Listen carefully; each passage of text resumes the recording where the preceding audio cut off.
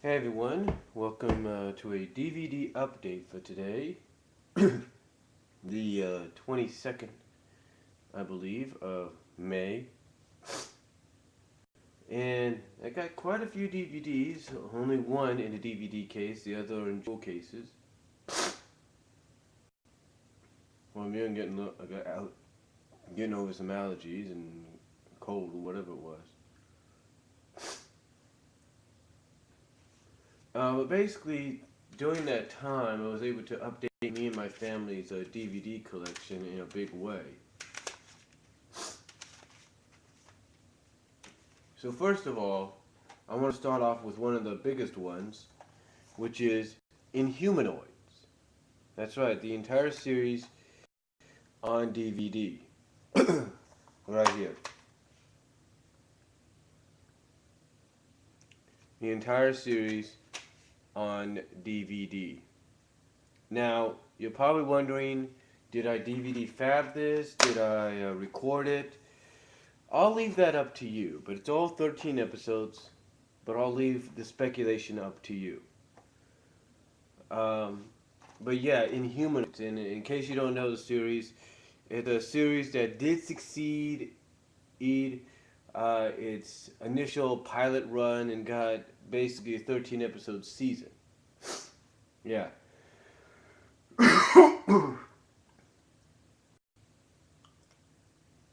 Yeah, I got a 13 episode season. I think they were planning to do more with it, but unfortunately, I think due to the violent nature of it, they couldn't do much.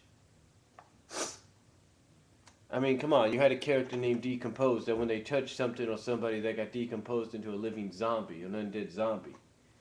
In case you don't know what I mean, go to ShadowLordInc.com. Look or type in Sandra Stone or Sandra Stone into undead zombie and humanoids or whatever you want to call it. Sandra Shore, I should think. That's what it is. You'll kind of get what I'm saying. But yeah. Oh, and by the way, I apologize for the cover not being completely all around. I can only find the front, and the ink on my colored ink is running low, so that's all I could get. And then on the back, you have all the episodes, including the dates they were aired. So that's pretty cool right there. But yeah, I'm gonna let you guess, kind of let you play a little bit of a guessing game, whether I fabbed this or I recorded it. Next up, we have Star Wars: The Clone Wars. I think I've shown this before. I'm not sure if I did or not. But Star Wars: The Clone Wars was basically a 2007, 2008 CGI addition to the Star Wars franchise, and it's the only Star Wars movie not released by 20th Century Fox. Basically, this was a theatrical pilot to the show, which airs on Cartoon Network. And it is, I guess, it's based in continuity, so there you go. But yeah. Oh yeah, 2008. 2008 is when it came out, so. Again, it's the only Star Wars film that's not released by 20th Century Fox. I don't know about the Ewok movies, whether or not they're 20th Century Fox in some way or not, but I know this is released by Warner Brothers. So, yeah, Star Wars: The Clone Wars. So basically, you could say when it comes to movies, with the exception of the Ewok ones, I have just about all of them. All 6 Star Wars movies, even the holiday special, and that.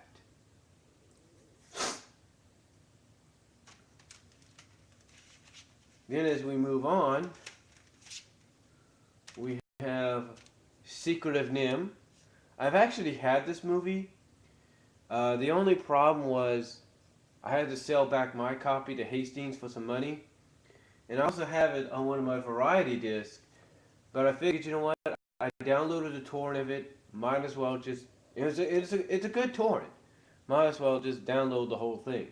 On just record the whole thing, I should say. So yeah, Secret of Nim. on here. The only thing is, if you were to watch it all the way through, watch my copy all the way through, even after the credits, you might get a bonus of 20 minutes of wrestling. Yeah, because I accidentally recorded, I think, some of Monday Night Raw, an episode of Raw or something. I'm not really sure. But if you just don't watch the credits or anything, or end it right after the credits, there you go. But yeah, Secret of Nim added to the collection. Excuse me.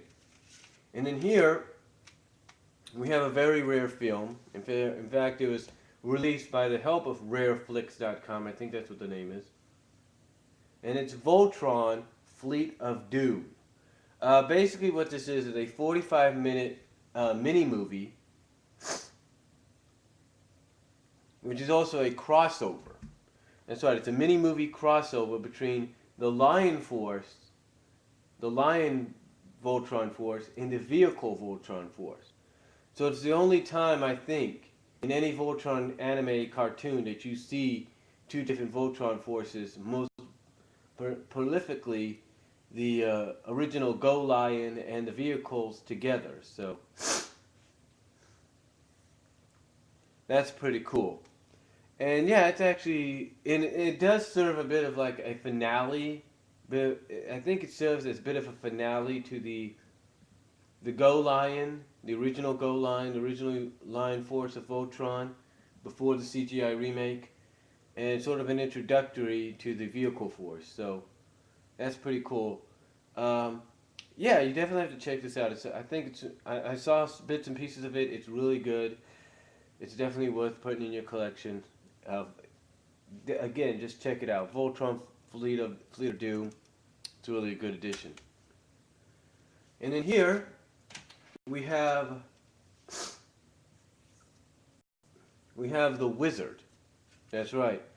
Me and my family originally recorded this movie back when it came out around 89, 90. The reason we did it was because of the fact that, well, let's face it, who has not seen The Wizard, right? I mean, if you haven't, and you're probably wondering what everybody's cult following is about it, or what the hoopla was about it, here's the story.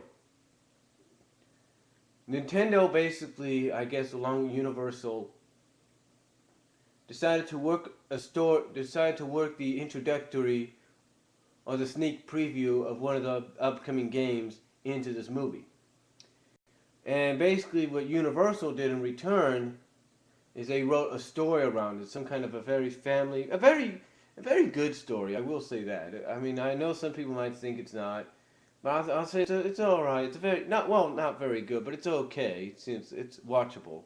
It's watchable. The story's basically a good story if you watch it closely. If you ignore the Nintendo stuff and everything, the story's pretty good. But basically,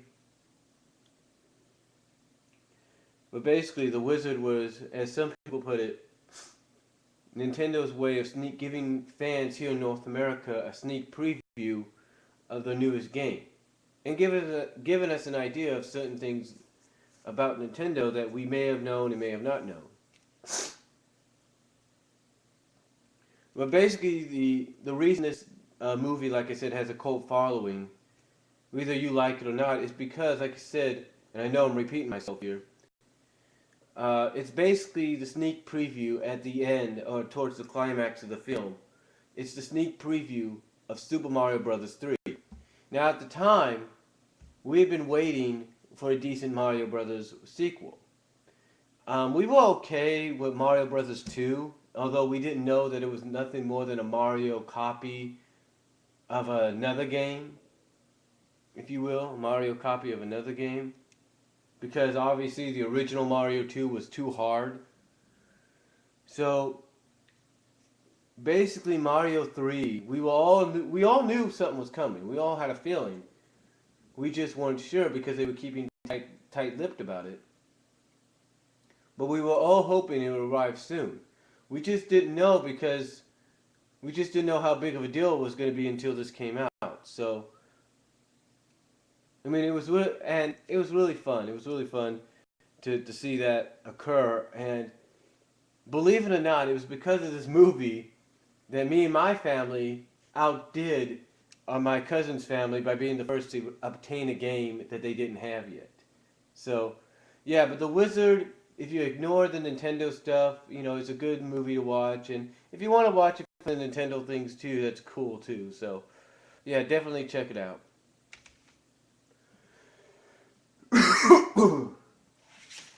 All right. This next one,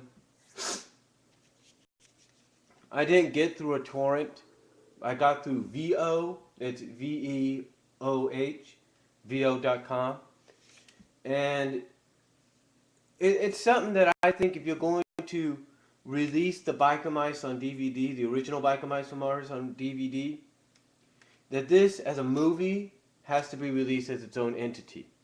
Yeah, I know there's a possibility of a second season coming onto DVD. The second season coming onto DVD. I know that. But if you're going to kind of really get people to like it, what you need to do is release the mini movies or the miniseries as movies individually. And in this case, the 3-part season 2 premiere, Back to Mars, is a good example. Back to Mars it's a really good story. It's very unique. I mean, for the original second season. Basically, what happens is the Biker Mice finally capture Limburger. They take him to the transporter along with Carbuncle, and they go back to Mars, thinking, okay, we got him. We're gonna go back to Mars, and and they do take Charlie with them. Believe it or not, I think Charlie ends up with them. I'm not sure, but they do go and they end up going back to Mars, thinking, okay, we got Limburger. We're gonna finally be able to put this guy on trial and all that. But what happens is they get accused of working for Limburger by their fellow freedom fighters, and that's when we're introduced to several characters. Now, we're introduced to these characters actually in flashbacks as they're heading towards the tower to use the transporter. Characters like Rimfire, who is Moto's nephew, and Carbine, who is Brado's girlfriend and love interest, and one of the commanders of the Biker Mice on Mars, or the Freedom Fighters as they call them on Mars. So, but yeah, it's because of but basically Carbine believes because of a video message sent to Mars that the mice are working for Limburger. But that's not the case. And they do prove themselves true to being themselves, to not working for somebody like Limburger. And we do find out it's a rival of Limburger's that wanted to get rid of both of them at the same time.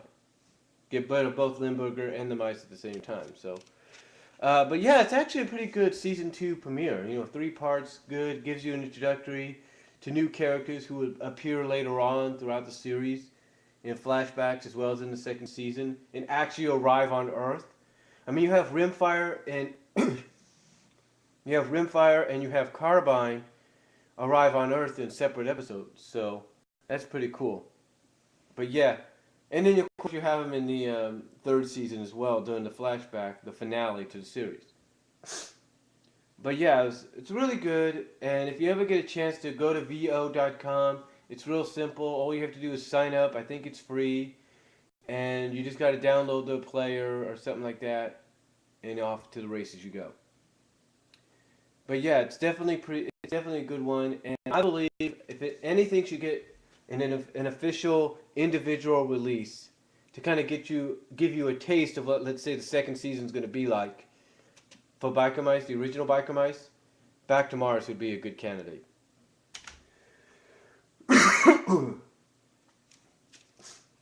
And then, of course, we have Return to Oz, released by Disney, Walt Disney Pictures in '85.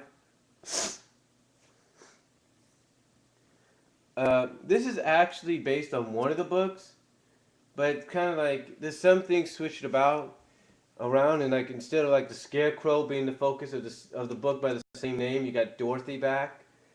So, and it's I mean, it's got a PG rating. I mean, back in the '80s, how much of a difference can you get when it comes to sequels?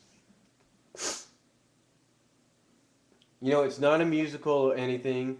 It's really dark, but it's really, really unique. It's like, whoa, I didn't expect this out of the Wizard of Oz, you know. So out of the people that wrote the Oz books. So, but yeah, Wizard of Oz is definitely Return to Oz, I should say, is really, really a unique fantasy film and a unique, very dark but very friendly. Well, not too friendly, but just dark family film that you might want to check out. Return to Oz is really cool about it.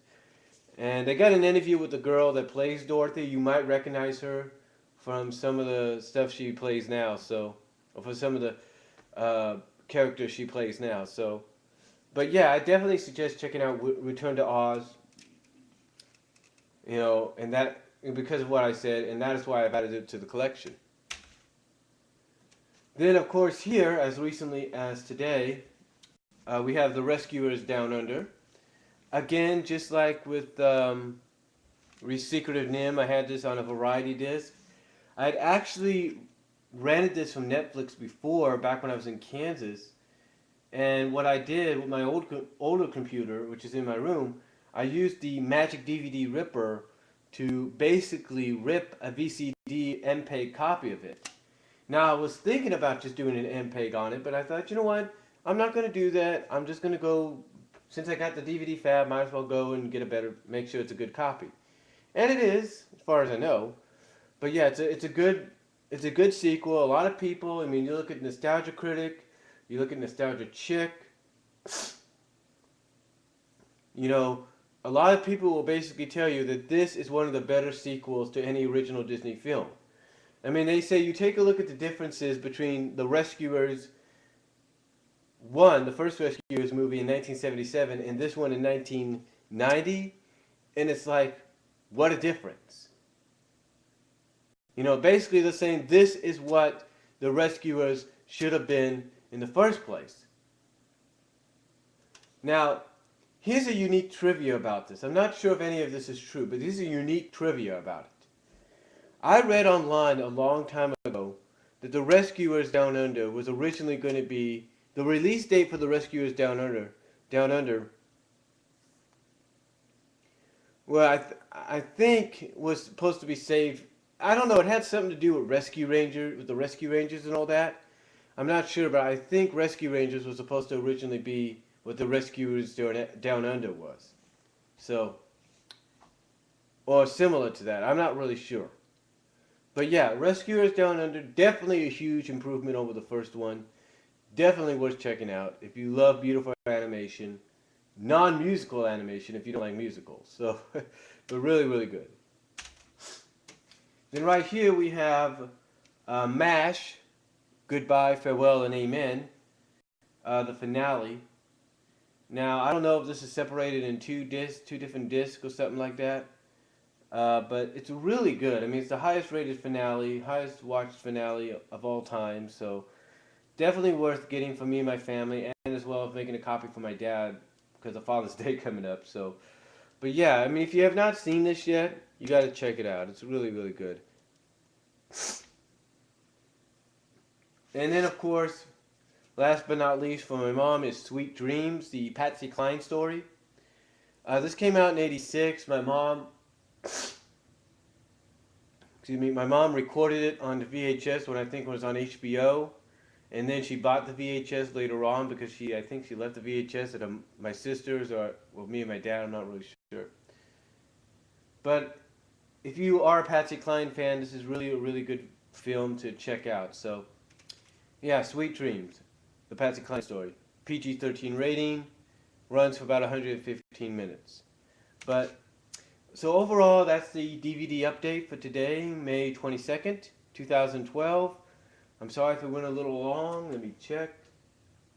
Yeah, almost 20 minutes long, so I'm sorry about that. But hey, you know, if Zara Nizarak can do longer updates and overviews, so can I. No offense or anything, but yeah, thank you for your time. Comment down below, video response if you like, and I'll talk to y'all later.